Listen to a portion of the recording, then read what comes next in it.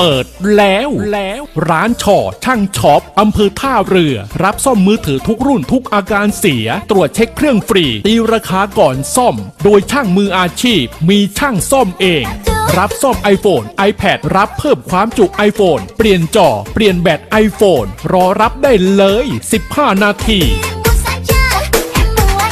ร้านช่อช่างช็อปขายมือถือทุกรุ่นเครื่องแท้มีประกันศูนย์เช็คแล้วไม่ใช่เครื่องศูนย์ยินดีคืนเงินให้ 30,000 บาทมีอุปกรณ์เสริมมาตรฐานมอก.ขายทุกรุ่นอาทิสายชาร์จหูฟังชาร์จรถเมมโมรี่การ์ดแบตเตอรี่สำรองลำโพงบลูทูธรับติดฟิล์มกระจกกันรอยคุณภาพสูง